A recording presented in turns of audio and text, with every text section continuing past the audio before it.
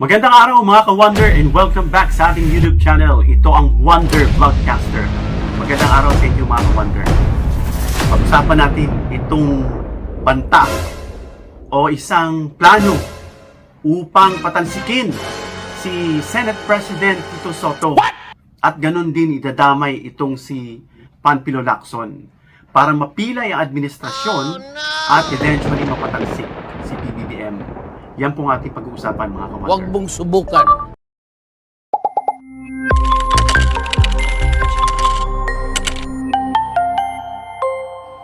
Wonder Vlogcaster.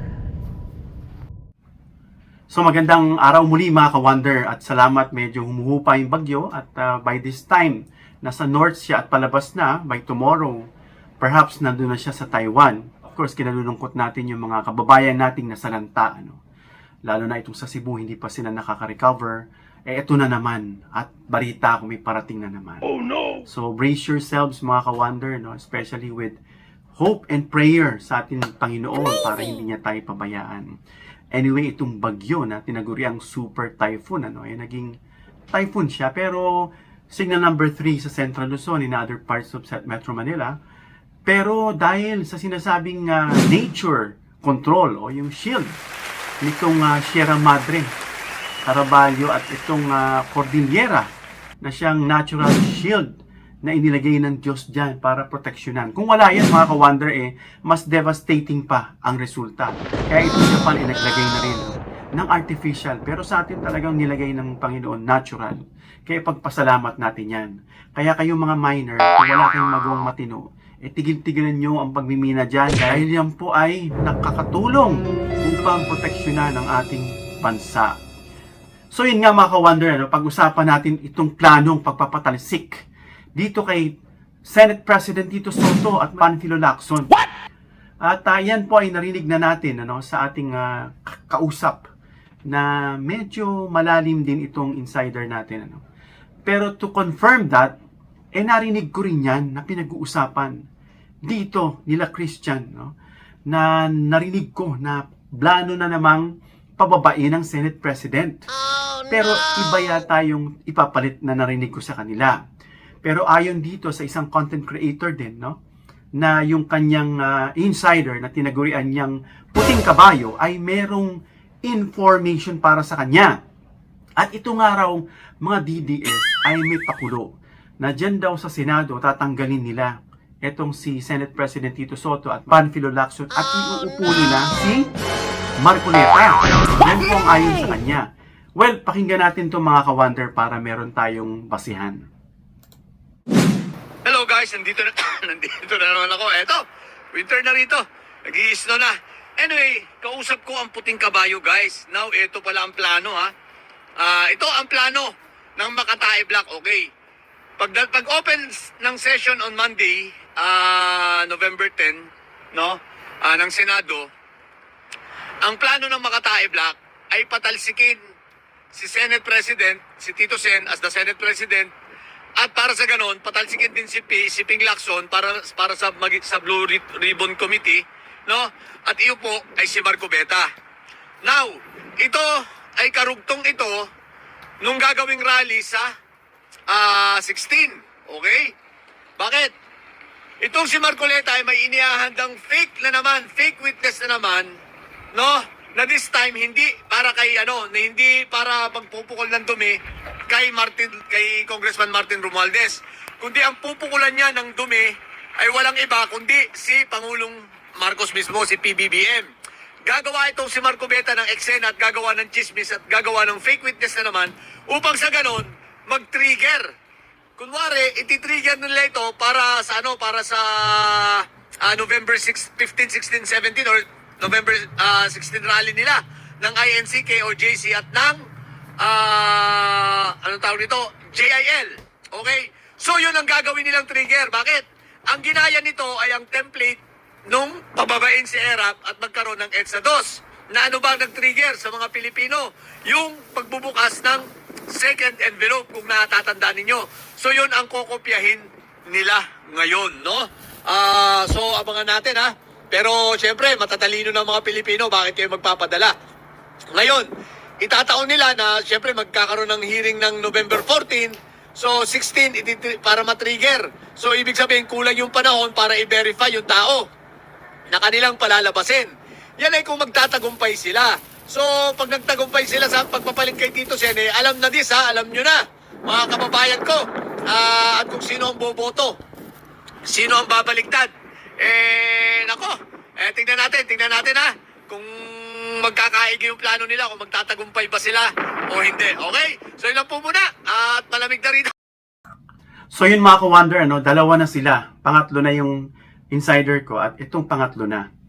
So sa pag-uusap kanina nila Christian Esguerra, sabi nga roon, meron na silang 14 na for papapatalsik kay Tito Sen at of course kay Panfilo Lacson. At meron tatlo, I'm not sure kung nag-abstain yun. So well, yun po ang plano nila. Pero dito sa pag-uusap nila Esguerra, ang papalit si Cheese ulit. No?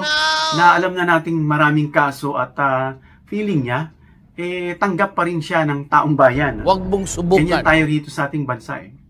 No? Kaya itong, sabi nila, itong Senate ngayon, this is the worst Senate according dun sa naririnig natin. Na hindi sila pwedeng ma-compare dun sa mga Senate nung araw nila, kaya panahon nila Miriam Defensor, Blas Ople, nila, yung mga yan. Me, I told you I've memorized Black's Law Dictionary. Buti sana kung wala akong doctorate o hindi ako nag-graduate sa UP. As mas malas natin, I did both. Your Honor, my intention was Bakit ka advised. nagsalita? Ba't hindi ka na nahimik sa estate mo sa Nueva Ecija? Under preventive suspension kayo, nakikialam ka sa biro mo. 40 tao ang namatay. At kasali ka doon. Kung hindi ka siguro nakisali doon, baka buhay pa sila. Aren't you ashamed of yourself? Saying I delegated the responsibility but did not delegate. I delegated the authority but did not delegate the responsibility or some such words. You should hear yourself talk. The accountability. Pwede sa akin yan. I was an RTC judge, just to remind you. Yeah. And I received several awards for my performance in the judiciary. So that does not play with me. Na ang layo ng kalidad. Bakit? Kasi itong mga black dito na halatang merong pinagtatanggol. No, halatang meron silang parang medyo self-serving sila para dito sa isang tao. So parang nasisira yung kanilang function, yung kanilang mandato. So kaya ito'y nababansagan the worst, no? Well, anyway, meron dyan mga matitino na nadadamay lang dahil nga sa takbo ng politika dyan. So, dito naman sa sinabi niyang puting kabayo, si Marcoleta naman daw ipapalit. Na kumbaga 14 mag-start and then 16 gagawa sila ng eksena para patalsikin si PBBM. Huwag mong No? Of subukan. course, pipilayin muna nila yan. Tatanggalin nila si Panfilo Lacson at saka si Tito Soto. Kaya dapat maging firm yung dalawa. No? Hindi pwede itong pasiga-sigang si Marcoleta na binansagan niyang siyang nasiga ng Senado. Naalala ko na sa Kongreso, siga din yan. Nilapitan pa siya ni Paduano, inaway siya. No? Yan, basta may sinabi sa kanya, matapang to si Paduano. Yun nga lang, unfortunately, nawala sa Kongreso. At ngayon, dinala niya yung pagkasiga niya rito sa Senado. Dapat hindi sila magpapatinag dyan. Hindi pwede yun. Ito nga kay Pin Lacson, ka-open pa lang ng session, bigla siyang may binanat agad dahil nagbigay daw si Ping Lacson ng opinion na kung bumaga dun sa mga witnesses kay Diskaya, kila Bryce, si Bryce daw ang pwedeng maging state witness. At yun, malma siya dun. No? Yun pala, mayroon palang story behind that. So yun po, at nagugulat ka rin mga ka-wonder kung pagtatahi-tahiin natin. No? Ultimo, itong mga artista, yan, kagaya ni Bayani, biglang all of a sudden, sumulpot siya, fetus pa lang daw siya, nagnanakaw na, pero hindi niya binanggit kung sino. Pero based dun sa kanyang dating na sinasabi niya, ang pinatatamaan niya ay mga Marcoses. Ano? At pumasok nga itong si Anjo Iliana na biglang binanatan itong si Tito Sen. Kung iisipin mo, no, pagtagpi-tagpiin mo, para may kinalaman nga sa plano nila. So sinisira si Tito Sen para masira siya, pababain siya, palitan, no? I-demoralize muna sila. At kung ito ay mababa ang moral, matatanggap nila sa sarili nila o matatanggal sila dahil papansinin itong ibang to, no? Na, naniniwala sa kanya. No? At by the way, nag-ceasefire itong si Anjo Iliana dahil nakiusap daw sa kanya si Bossing at binabluff niya nga lang daw si Tito Sen. I don't know kung ano. And then, in the end, nalalaman mo, no, na kaya niya pala pinaggagawa ito dahil siya ay pro-Sara at si Tito Sen daw ay pro-Marcos. At gusto niya pala maging senador. Tatakbo raw siyang senador. No? Balita ko, I'm not sure, pero marami siyang tinakbuhan sa Quezon City, sa Parañaque, Laguna ba yun, o Cavite, yung pangatlo niya, no? Na kaya siya binansagan itong isang content creator na NPA, o No Permanent Address. No? At na ngayon, gusto niya maging senador. Sabi nga nung nabasa ko dun sa isang comment, tama na, wag mo nang dagdagan ang mga kengkoy sa Senado. Ang kailangan natin sa Senado kasi matatalino. Sa forum namin, mga ka-wonder dito, na binubuo ito ng mga senador, dating senador at yung mga current senators din, dumadalo dyan sa aming forum sa People's Constitutional Commission. May mga senador dyan, may mga Supreme Court justices dyan na dati, at yung mga inimbitahan ng mga sitting ngayon sa SC, kasama dyan mga ambassadors, mga governors, mayors, at marami pang iba. Kasama rin dyan yung mga UP political scientists natin na si Professor Clarita Carlos, at sila Madam Rita Gadi, at marami pa. So napag-uusapan namin dyan na dapat daw itong bansa natin ay hindi magluklok ng mga bulok. Tamang-tama yung rhyme, ano? Luklok ng mga bulok. Kasi daw, dapat gayahin natin itong kay Lee Kuan Yew. No, na alam na natin itong Lee Kuan Yew, itong bansang Singapore, ay mga mabababang antas ng edukasyon ng tao dyan nung araw. And then, yun nga, ito sila ay meritocracy. Hindi sila naglalagay ng mga taong hindi matatalino, walang mga flying colors way back during sa kanilang educations, mga achievement, hindi sila naggaganon. At bawal dyan yung upo na may record ka na, nagnakaw ka, dati kang plunderer, at meron kang standing cases na hindi pa tapos. Bawal yan. No, dito sa Pilipinas, dapat pag may mga ganyan tatakbo, sa Comelec pa lang, disqualified na. Ewan ko ba, bakit dito sa bansa natin ganyan?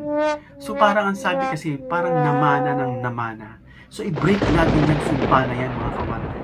Alam niyo, ang sabi sa Chronicles, na yung tayo daw ang umpisan daw natin, mga kawander, magpakumbaba.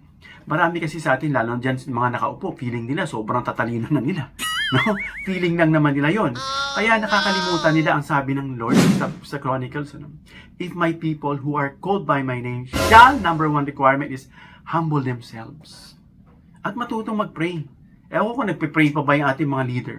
Kaya maganda meron tayong sinasabing National Prayer Breakfast para sa ating bansa. Salihan natin yan, mga ka-wonder, that prayer is very powerful. No? So, kung susundin natin yung requirements na yan, magpakumbaba, manalangin, hanapin natin ang Diyos, and tumalikod sa mga kawalangyaan at magnanakawan, yung mga plunder, at kung ano pa, pagagalingin ng Lord yung ating bansa, lalong-lalo na dyan sa mga nakaupo. Dapat sila ay may takot sa Diyos, may conviction sila. Kasi pag yan, sabi nga ng isang napanood ko na commentator, sabi niya, yung ating brain is meron siyang memory, ano? Yung paggawa mo ng paggawa at first, medyo kukonsensyahin ka. So, gawin mo siya ng gawin at gawin mo ng gawin ng paulit-ulit. Parang na-store sa brain mo na parang hindi na siya masama. Wala yung pinagkaiba, no? Dito sa kalyo natin sa mga kamay, yung kalyo natin sa paa, minsan kalyo sa mukha, so sobrang kapal. Kahit sampalin mo yan, at pahiyain mo yan, minsan nga nagsasalita pa yan, ginagamit pa yung salita ng Diyos, na akala mo napaka-inosente, sa sobra ng kapal ng mukha. Well, sana, no, yung panahon kasi noong araw, kapag ikaw ay nagnakaw, kagaya ni Ananias and Sapphira doon sa Bible, na niloko nila yung church, no, na didedicate daw nila sa Lord, right then and there, namatay ng isa yung mag-asawa. Nung araw, bumubuka yung lupa, namamatay ka on the spot. Sana sa panahon natin, ganun din. Ano? Oh, no. Na kung may mga magsisinungaling at magnanakaw, bigla na lang mabuwal at mamatay. Fatality. Alam natin, ang buhay natin sa lupa is maikli lang, para lang, sabi nga ng Proverbs, parang hamog. Sa umaga, sa pagising mo, may mga hamog sa damo. And then, in the afternoon, wala na yan. Ganyan lang kaikli ang buhay ng tao. And then, the next life, yun yung sinasabi nating eternal. But you have to choose, would you like to go to eternal life or eternal damnation, which is in hell? At itong mga magnanakaw na ito, kung sila po hindi magbabago, hindi nila ibabalik yung kanilang ninakaw. Huwag mong Ang gagawin na subukan. niya, magpapakulong. O kung na-realize nila, may ganun pala, no? Sabi ni Wonder Vlogcaster, no? Magpapakulong na lang ako. Pero hindi ko ibabalik yung ninakaw. Ay, hindi totoong conviction yan. Huwag mong Tingnan mo subukan. si Zacchaeus, no? Siya po ay na-encounter niya si Jesus. Sabi niya, ibabalik ko yung aking ninakaw na makaapat na ulit. May sinabi pa siya na may ibabalik pa siya. So kung titignan mo, halos wala natira kay Zacchaeus. No? So, ganun na ang sistema. Sabi nga ni PBBM, yung liberty mo is at stake at yung finances, kailangan ibalik mo yung ninakaw mo at kailangan makulong ka. So sa plano na ito, nakikita natin na nakikipagdigma ang ating Pangulong Marcos at marami siyang kalaban. At marami ngang nagngangaw-ngaw, no, nang nasabing walang sisinuhin. Isa na dyan si Chavit at meron pang mga magngangaw-ngaw dyan dahil walang sisinuhin kahit kapartido. Huwag mong subukan. At yan po ang nakikita natin. Baka feeling ng ating Pangulo, wala na siyang kakampi. Iparamdam natin mga ka-wonder na tayo ay for pro-admin, for righteous government. Nakikita natin, nung mga ginagawa ng mga DDS, puro bintang lang to destabilize PBBM and eventually, akala nila, pabababain nila. Huwag mong Sabi subukan. ni PBBM, hindi ganun ugali ko na iniiwasan o inaatrasan ng problema. That's a good sign, no? Na hindi siya bababa. Gaya ng father niya na bumaba. At what happened to our country? Our country was devastated. Sabi nga ni Enrile, nung na-realize niya nung bumaba si President Marcos. And then, nung naluklok si President Cory, I'm sorry, hindi natin sa binabash si President Cory na wala na siya. But I'm trying to point out what Enrile said, no?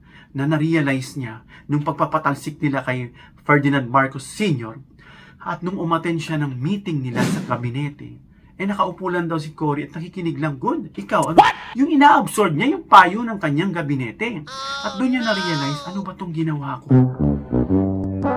Parang mali yung parang ginawa nilang pagpapatalsik.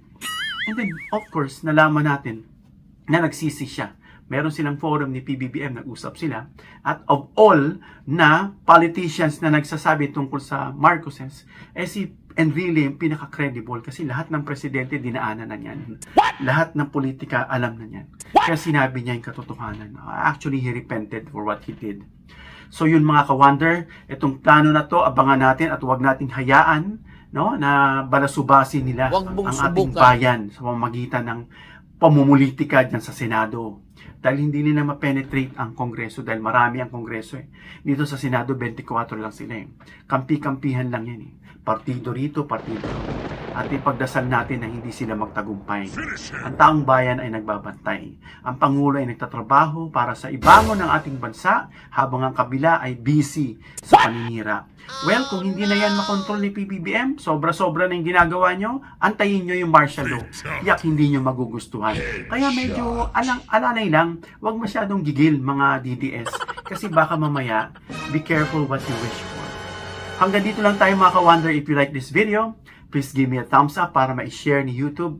At don't forget to share this video para malaman nila yung planong pagpapatalsik kay Tito Sen at kay Panfilo Lacson. At ganun din, don't forget to subscribe, hit the notification bell icon, and choose all bilang suporta sa aming mga content creators. Hanggang sa muli mga ka-wonder.